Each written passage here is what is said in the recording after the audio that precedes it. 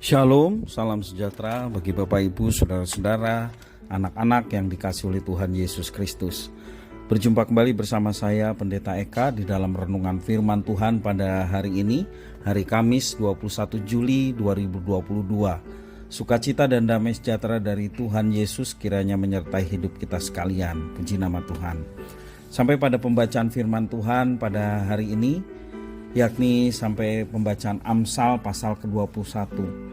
Kiranya firman Tuhan yang kita bacakan dan renungkan hari ini memberkati kita sekalian. Puji nama Tuhan. Baik Bapak Ibu Saudara-saudara, sebelum kita akan merenungkan bagian firman Tuhan hari ini, kita akan berdoa.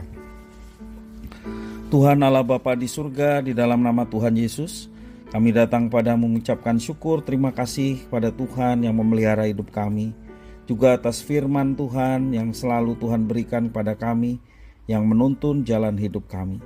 Terima kasih ya Tuhan, kami sedia untuk pasang telinga hati kami kebenaran firman Tuhan yang mengisinya. Biarlah Tuhan menolong kami untuk kami dapat memahami serta kami terapkan dalam hidup kami. Terima kasih Bapa, terpujilah namamu, demi nama Tuhan Yesus kami berdoa. Haleluya, amin.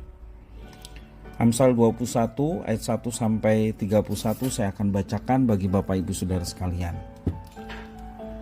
Hati raja seperti batang air di dalam tangan Tuhan, dialirkannya kemana ia ingini. Setiap jalan orang adalah lurus menurut pandangannya sendiri, tetapi Tuhanlah yang menguji hati. Melakukan kebenaran dan keadilan lebih dikenan Tuhan daripada korban. Mata yang congkak dan hati yang sombong yang menjadi pelita orang fasik adalah dosa. Rancangan orang rajin semata-mata mendatangkan kelimpahan, tetapi setiap orang yang tergesa-gesa hanya akan mengalami kekurangan. Memperoleh harta benda dengan lidah dusta adalah kesia-siaan yang lenyap dari orang yang mencari maut. Orang fasik diseret oleh penganiayaan mereka karena mereka menolak melakukan keadilan. Berliku-liku jalan si penipu, tetapi orang yang jujur lurus perbuatannya. Lebih baik tinggal pada sudut sotoh rumah daripada diam serumah dengan perempuan yang suka bertengkar. Hati orang fasik mengingini kejahatan dan ia tidak menaruh belas kasihan kepada sesamanya.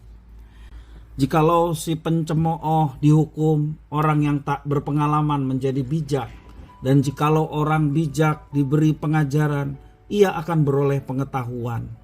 Yang Maha Adil memperhatikan rumah orang fasik dan menjerumuskan orang fasik ke dalam kecelakaan. Siapa menutup telinga bagi jeritan orang lemah tidak akan menerima jawaban kalau ia sendiri berseru-seru. Pemberian dengan sembunyi-sembunyi memadamkan marah, dan hadiah yang dirahasiakan meredakan kegeraman yang hebat. Melakukan keadilan adalah kesukaan bagi orang benar, tetapi menakutkan orang yang berbuat jahat. Orang yang menyimpang dari jalan akal budi akan berhenti di tempat arwah-arwah berkumpul. Orang yang suka bersenang-senang akan berkekurangan. Orang yang gemar kepada minyak dan anggur tidak akan menjadi kaya. Orang fasik dipakai sebagai tebusan bagi orang benar, dan pengkhianat sebagai ganti orang jujur. Lebih baik tinggal di padang gurun daripada tinggal dengan perempuan yang suka bertengkar dan pemarah. Harta yang indah dan minyak ada di kediaman orang bijak, tetapi orang yang bebal memboroskannya. Siapa mengejar kebenaran dan kasih akan memperoleh kehidupan, kebenaran dan kehormatan. Orang bijak dapat memanjat kota pahlawan-pahlawan dan merobohkan benteng yang mereka percayai. Siapa memelihara mulut dan lidahnya, memelihara diri daripada kesukaran. Orang yang kurang ajar dan sombong, pencemooh namanya. Ia berlaku dengan keangkuhan yang tak terhingga. Si pemalas dibunuh oleh keinginannya karena tangannya enggan bekerja. Keinginan bernafsu sepanjang hari, tetapi orang benar memberi tanpa batas. Korban orang fasik adalah kekejian, lebih-lebih kalau dipersembahkan dengan maksud jahat. Saksi bohong akan binasa, tetapi orang yang mendengarkan akan tetap berbicara. Orang fasik bermuka tebal, tetapi orang jujur mengatur jalannya. Tidak ada hikmat dan pengertian dan tidak ada pertimbangan yang dapat menandingi Tuhan. Kuda diperlengkapi untuk hari peperangan, tetapi kemenangan ada di tangan Tuhan. Bapak Ibu saudara-saudara yang dikasihi oleh Tuhan, beberapa minggu yang lalu, kurang lebih jam 6:30 pagi ketika saya sedang mengantar anak-anak ke sekolah, melewati perempatan Jalan Cemara, Waru, Jati, dan Kanver. Ya. Di perempatan itu sudah sering saya lewati, namun terjadi pada waktu itu kemacetan yang sedemikian parah. Padahal menurut saya biasanya tidak pernah macet. Mobil bahkan motor berhenti tidak bisa bergerak maju atau mundur. Banyak mobil atau motor yang belum sampai ke perempatan itu memilih untuk putar balik. Saya tidak bisa putar balik dan hanya terdiam menunggu kemacetan terurai. Di perempatan ada motor dan mobil yang tidak peduli lampu lalu lintas, semua ingin maju dengan cepat sampai tujuan. Dan hal itu tentunya membuat situasi menjadi kacau dan semrawut.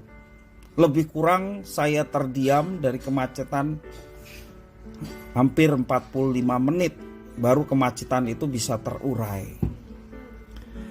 Itulah yang terjadi di Banyumanik. Dan mungkin kalau kita lewat situ jangan kurang lebih jam 6:30 sampai jam 7 ya. Di situ macet sekali. Nah, Bapak Ibu Saudara-saudara, dalam kehidupan sehari-hari kita juga sering diperhadapkan dengan perubahan situasi yang tidak terduga. Seperti tadi di perempatan Cemara Waru Kanver Jati, biasanya tidak macet, kemudian diperhadapkan dengan situasi yang macet. Berbeda dengan biasanya. Nah, dalam kehidupan kita sehari-hari sering diperhadapkan situasi yang tidak terduga. Bisa mengenai keuangan, bisa mengenai karir, rumah tangga, atau hal yang lainnya. Kita mungkin memiliki beberapa pilihan dalam menghadapi situasi yang berubah, baik secara mendadak ataupun tidak, ya. Namun sayangnya seringkali pilihan kita justru melanggar aturan dan merugikan, baik merugikan diri sendiri juga merugikan orang lain. Nah, Bapak Ibu Saudara-saudara, di dalam Amsal pasal 21 ayat yang ke-30 yang tadi kita baca bersama, di sana dikatakan bahwa tidak ada hikmat, pengertian, dan pertimbangan yang menandingi Tuhan.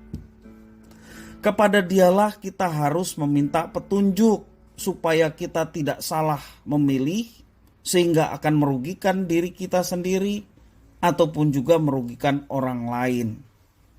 Kepada Dialah kita harus meminta petunjuk dan pengertian. Bapak Ibu Saudara-saudara, keputusan yang harus diambil ketika terjadi kemacetan sesungguhnya bukanlah masalah besar yang membingungkan tentunya. Karena apa? Karena sudah ada aturan lalu lintas yang mengatur. Dalam kehidupan kita ini banyak sekali perubahan yang tidak terduga yang datang secara tiba-tiba. Yang jauh lebih membingungkan daripada kemacetan seperti ilustrasi tadi. Banyak sekali yang berubah dan tidak terduga, sehingga kita tidak tahu harus berbuat apa. Beruntung sekali kita punya kabar baik. Firman Tuhan yang memberikan penjelasan. Kabar baiknya adalah bahwa Allah akan selalu menolong kita. Karena itu mintalah petunjuk darinya agar kita bisa mengambil keputusan terbaik dengan tepat. Nah, Bapak Ibu Saudara-saudara yang dikasihi oleh Tuhan, segala sesuatu yang kita kerjakan, bahkan situasi yang berubah secara tiba-tiba, jangan kita menjadi gusar, jangan kita menjadi bingung, salah arah. Bahkan ketika kita sepertinya tidak menemukan jalan keluar, ke depan buntu, belakang buntu, kanan kiri, tidak ada jalan keluar. Mari kita senantiasa berserah sepenuhnya kepada Tuhan dan percaya sepenuhnya kepada Tuhan bahwa Allah yang akan bertindak, menolong tepat pada waktunya. Jangan kita salah melangkah, salah mengambil keputusan yang ujung-ujungnya merugikan diri kita sendiri, bahkan juga merugikan sesama kita.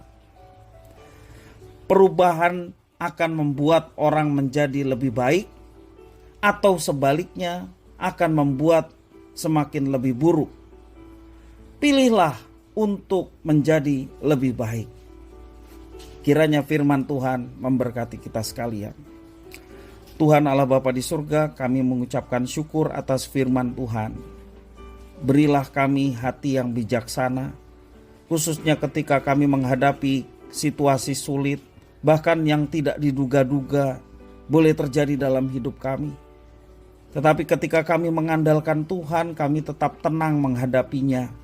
Kami tidak ragu bahwa ada Tuhan yang siap memberi pertolongan, bahkan mujizat Tuhan boleh terjadi dalam situasi kondisi yang menurut kami sulit. Terima kasih ya Tuhan atas firman Tuhan, kabar baik yang boleh kami dapatkan, bahwa Allah selalu menolong kami dan menyertai setiap anak-anaknya yang selalu memohon petunjuk dan penyertaan dalam kehidupan setiap hari. Terima kasih ya Tuhan atas firman-Mu. Hanya di dalam Kristus Yesus kami sudah berdoa dan bersyukur. Haleluya. Amin.